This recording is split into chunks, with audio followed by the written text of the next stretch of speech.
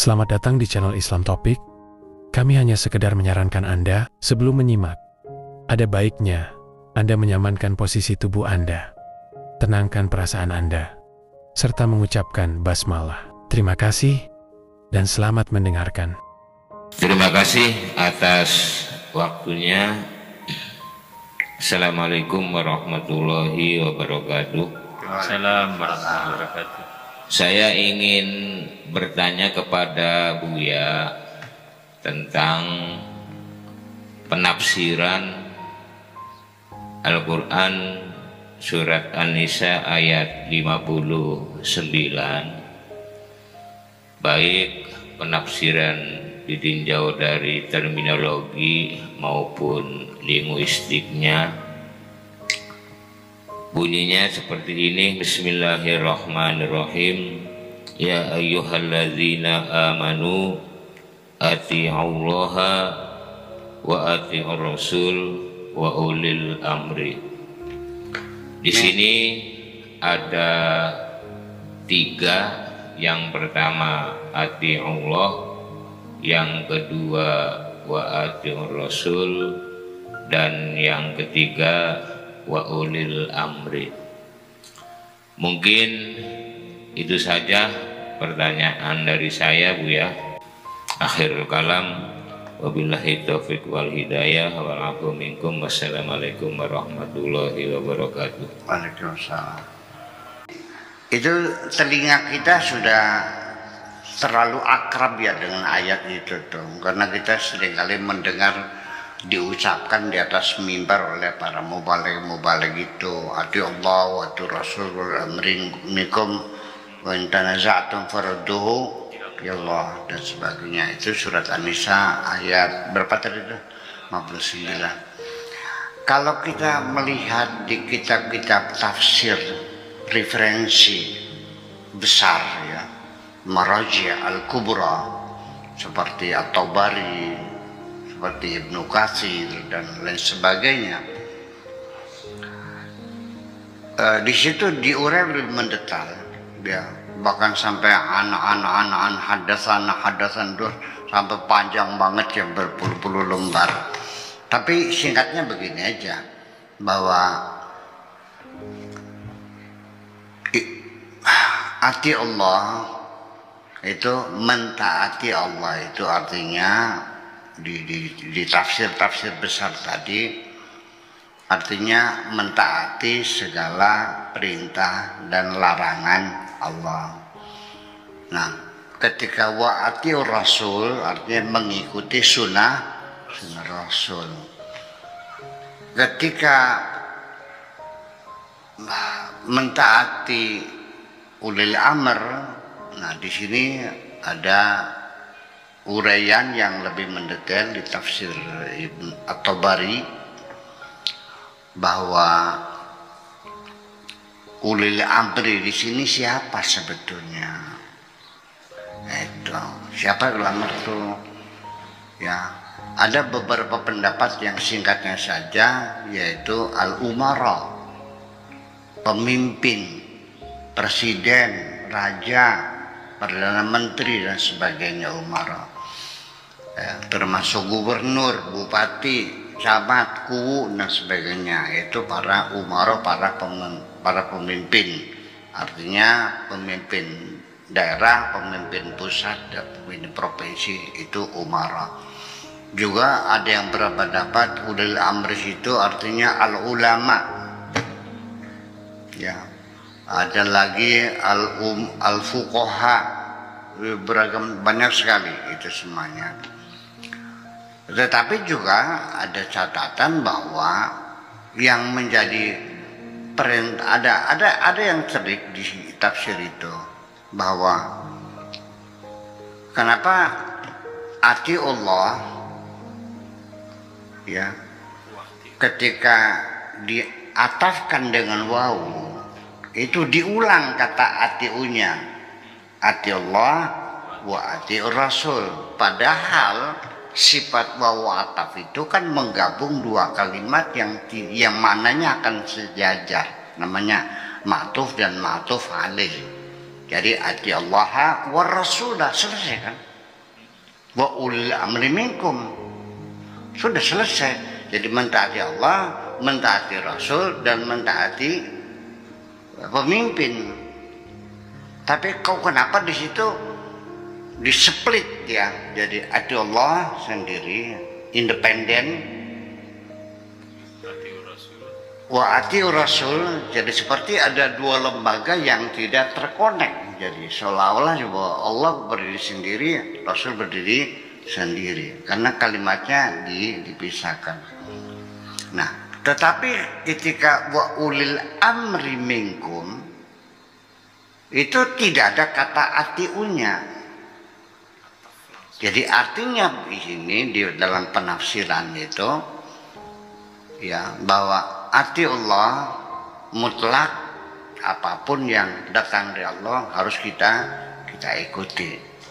Rasul juga sama, atiur Rasul secara independen, bahwa dia menjadi lembaga yang legal, yang harus ditaati, karena dia Rasul. Wa may yantiqu anil hawa in huwa illa wahyu yuha, dijamin kebenarannya.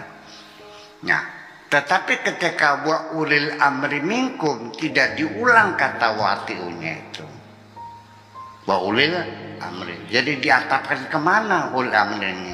Diatapkan kepada taatur Rasul atau kepada taatillah. Ini menjadi rumitnya masalah semacam itu. Lalu akhirnya penafsiran itu menjurus kepada bahwa mentaati Allah mutlak, mentaati Rasul juga mutlak, tetapi mentaati pemimpin bersyarat.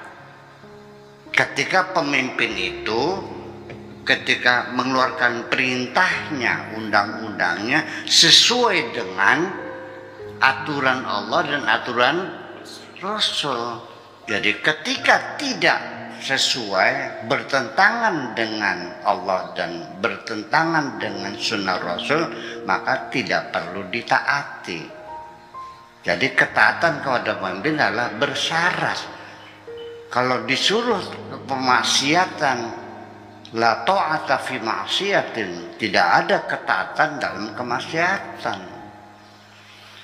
Itulah penafsiran yang umum selalu dikemukakan oleh banyak kitab.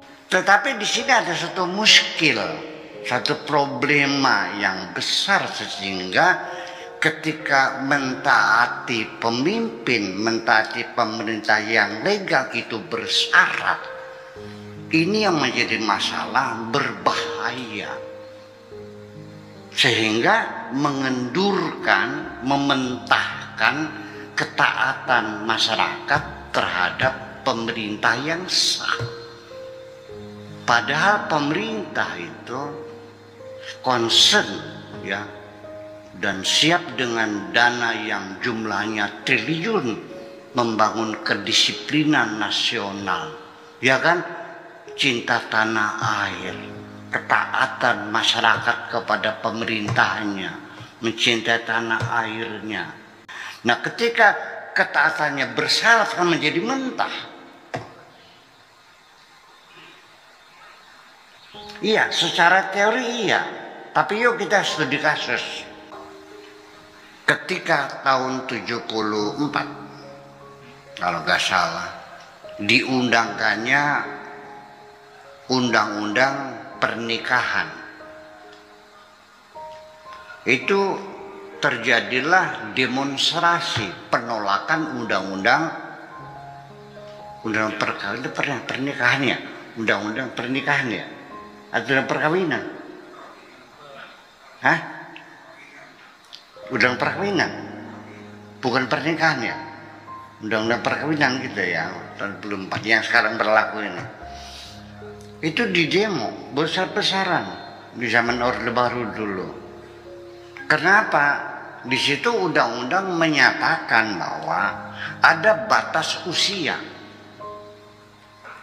anak kawin itu, bahwa anak perempuan usia 16 tahun baru boleh kawin, kurang dari itu dilarang dinikahkan.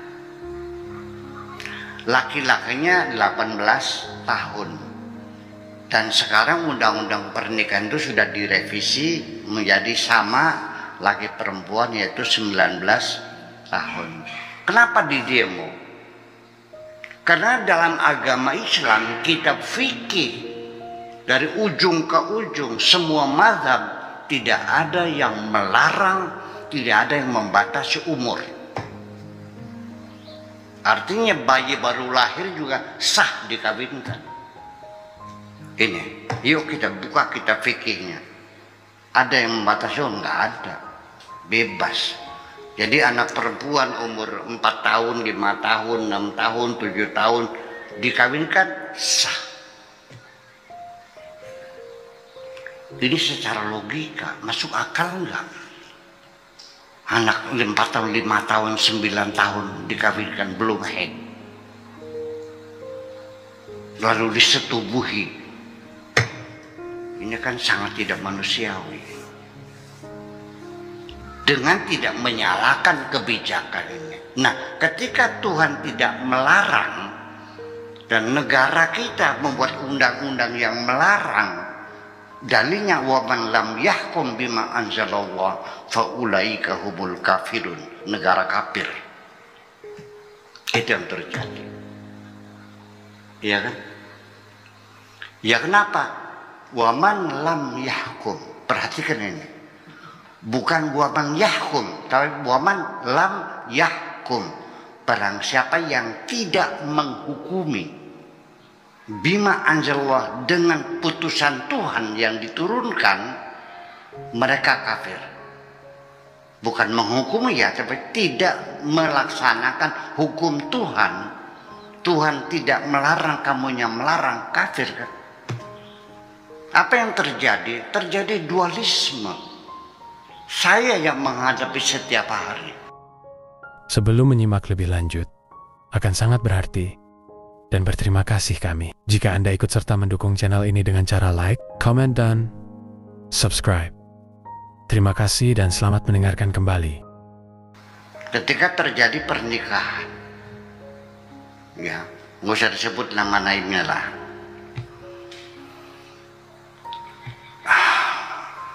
Saya melihat pengantin perempuan itu buah dadanya masih kecil, masih kempes. Alisnya juga masih nyambung. Masih nyambung. Pertanda dia masih anak-anak kan. Dugaan saya paling umurnya 14 tahun. Atau 15 lah gitu. Dikawinkan. Saya bisikin Pak Naibnya, Pak Naib, engkau yakin pengantin itu umurnya udah 16 tahun sebelum direvisi? Enggak, maksudnya. Kok dikawinkan? Mau KTP-nya 16 ya udah. Terjadi kan? Gitu. Setelah kita telusuri, ternyata KTP-nya betul 16 tahun. Saya tanya Pak Lurahnya yang ngurusin KTP itu, kenapa kok keluarkan KTP palsu? Pembohongan usia. Pak Kiai, kalau saya tidak turuti, saya diserbu oleh masyarakat. Ini kasus studi kasuistik ya. Saya datangi orang tuanya, ibu, bapak, kenapa anak masih usia bahwa dikawinkan? Pak Kiai, ini sama pacarnya sudah kayak perangko lengket. Siapa yang bertanggung jawab kalau dia sampai hamil? Itu persoalannya. Nah, kenapa dia berani demikian? Karena ada fatwa dari para kiai bahwa tidak ada batas usia dalam pernikahan. Karena agama membolehkan. Jadi merasa tidak berdosa melawan undang-undang pemerintah. Padahal mentaati undang-undang pemerintah yang disahkan oleh Badan Legislatif adalah syariat bagi kita. Mentahkan jadinya. Demikian pula kasus perceraian datang ke sini. Gak usah sebutin namanya lah. Tapi ini saya cerita beneran ini, bukan fiktif, beneran. Dan bukan sekali-kali, berulang-ulang banyak sekali. Perempuan datang ke sini mempertanyakan status dirinya, Pak Kiai, saya sudah pernah dicerai oleh suami saya 2 kali. Oh ya? Dan sekarang dia mengucapkan lagi 3 kali. Berarti saya nggak boleh rujuk. Saya nanya, perceraian yang pertama diproses di pengadilan enggak? Tidak. Hanya dengan ucapan. Yang kedua, ada SK-nya, surat keputusan perceraian, dengan ucapan. Dan yang ini juga dengan ucapan. Tidak boleh rujuk. Dari mana dasarnya? Dari kiai ini, kiai ini, kiai ini. Putusan para kiainya mengatakan engkau sudah talak 3 dan tidak bisa rujuk. Mati aku. Jadi undang-undang yang ada tidak dipakai, ada dualisme. Yaitu karena apa? Taat pemerintah bersyarat, mentah jadinya. Dan ini perlu diselesaikan.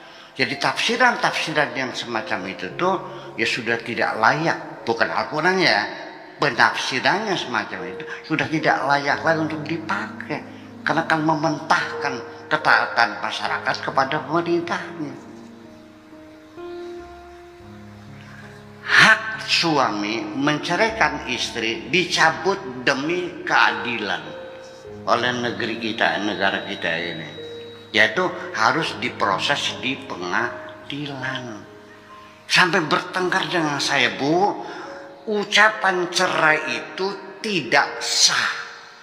Sudah dicabut kewenangan mutlak suami menceraikan istri, asal ucap sah dicabut. Sudah harus diproses di pengadilan.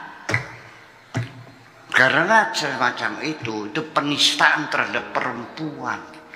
Perempuan juga manusia, perlu dilindungi. Enak aja cerai, terus dia keluar dengan anaknya ke rumahnya. Dari mana makan mereka? Siapa yang melindungi mereka? Gimana lagi? Nah ini kita mesti tahu semacam itu. Dan saya tidak menyalahkan para fuqaha pada zaman dulu. Kenapa perceraian tidak diangkat ke pengadilan? Ini urusan privasi seseorang. Karena para ulama zaman dulu melihat perceraian ini urusan pribadi, jangan diangkat ke pengadilan. Karena perceraian secara filosofinya bagi mereka adalah bukan penyelesaian, bukan hukuman, tapi adalah pendidikan di mana ada harapan untuk rujuk kembali. Kalau di pengadilan terbuka boroknya, tidak mungkin rujuk persoalannya. Betul nggak? Ya bercerai saja, tapi nggak usah diproses di pengadilan, dicantumkan sebabnya. Nah dia sudah punya anak banyak, lalu dalam pengadilan kenapa Anda cerai-ceraian? Karena dia berselingkuh dengan lelaki yang lain. Ini buktinya. Anak-anaknya tahu dia berselingkuh. Apa tidak menimbulkan dendam anak pada bapaknya? Tolong sembunyikan itu. Itu filsafat dulu. Nggak salah kan? Iya, tapi sekarang kan sisi lain negara buat undang-undang untuk melindungi nasib perempuan. Akhirnya apa? Tetap kekeh. Ya sudah, kalau nggak percaya silakan datang ke pengadilan agama di Cirebon. Tolong tanyakan pada mereka, cerai dengan ucapan sah nggak? Ya sudah tidak sah. Tapi di kitabnya nggak ada urusan dengan kitab, ini undang-undang kok. Nah, kalau begitu gimana? Dualisme. Jadi akhirnya tetap saja mengawinkan anak di bawah umur secara diam, karena dianggapnya tidak berdosa. Nah, akhirnya terjadilah ketidaktaatan rakyat kepada pemerintahnya terhadap undang-undang yang sudah disahkan tetap saja, ya karena apa? Ya karena tidak ada larangan dalam fikihnya. Di dalam kitab fikih ada nggak larangan mengekspor burung cendrawasih? Ya udah, berarti tidak dosa. Yang penting jangan ketangguhan negara. Sih, masa begitu bernegara tuh? Itu persoalannya. Jadi ya persoalannya kan ketika pemerintah tidak berintah terhadap kemaksiatan, saya kira nggak mungkin negara menyuruh kita mencuri kok. Tidak mungkin negara memaksa kita berzina.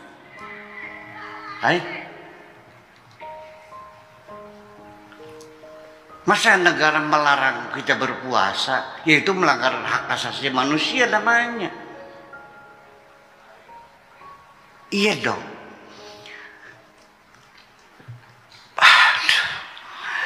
Ini kan civil society, kita negara modern. Tidak mungkin presiden kita Bapak Jokowi menyuruh rakyatnya tanpa payung hukum dan undang-undang yang sah. Undang-undang itu kan dibuat oleh badan legislatif, oleh DPR, disahkan, ditantangkan di presiden, diundangkan. Nah, kalau persoalan dia memerintah orang suruh tidak pakai, urusan pribadi itu mah. Jadi ulil amri itu bukan pribadi orangnya, tapi lembaga penguasa. Nah ini, jadi perlu kita tinjau kembali penafsiran di kitab At-Tabari, kitab Ibnu Katsir dan sebagainya itu, apakah mungkin penafsiran semacam itu kita terapkan di negeri? Ya nggak bisa dong. Apa kulit tepekin mah? Iya, yang ini mentah persoalannya, repot negaranya kita begitu. Iya, jadi yang penting gini, ketika negara itu tidak mengharamkan, tidak ada masalah. Ya, ini negara tidak berhak mengharamkan. Iya, yang berhak hanya melarang, bukan mengharamkan. Apalagi negara, Rasulullah juga tidak berhak untuk mengharamkan kok. Rasul sendiri juga sama, yang boleh hanya menyuruh dan melarang.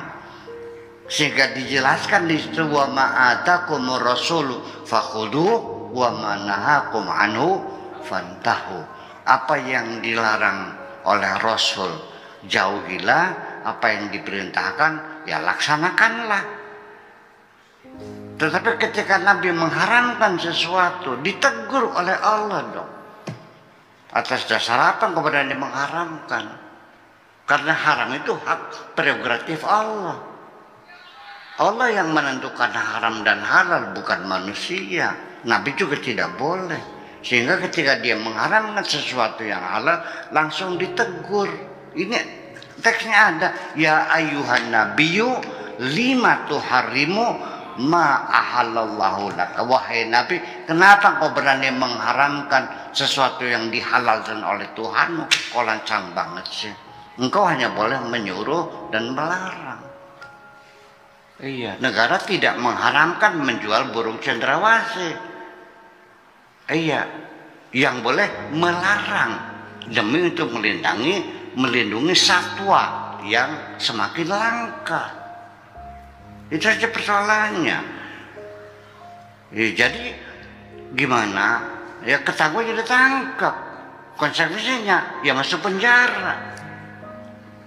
Kalau di negara juga masuk penjara, masuk neraka enggak? Ya masuk neraka juga. Gimana? Selamat Anda telah menyimak video ini hingga selesai. Semoga bermanfaat untuk Anda. Sehat selalu dan selamat beraktivitas kembali. Menasehati diri saya juga diri teman-teman. Hampir semua itu dari yang ada di kitab para aulia yang pertama dari sesat dan jadi ini